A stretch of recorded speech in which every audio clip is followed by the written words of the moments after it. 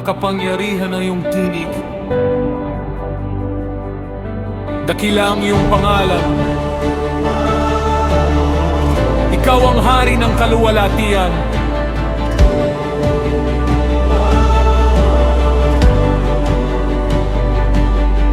Ibigay sa Panginoon ang kaluwalhatian.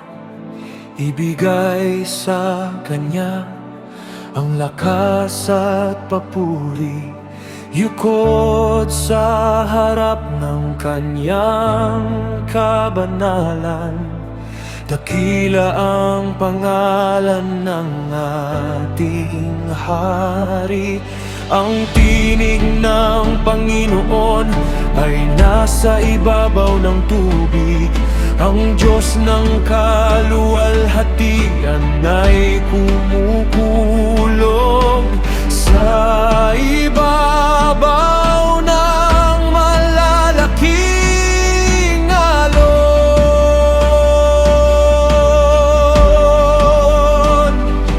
Naroon ang kapangyarihan ng Panginoon. Ang iyong tinig ay makapangyarihan. Ang iyong tinig ay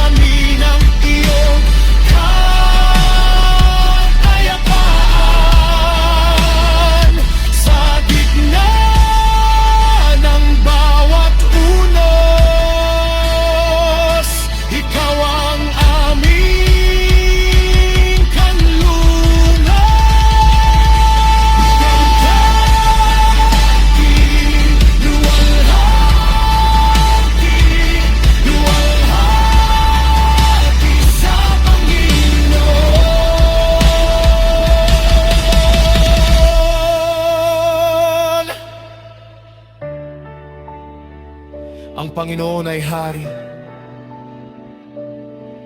Ang Panginoon ay lakas. Ang Panginoon ay kapayapaan.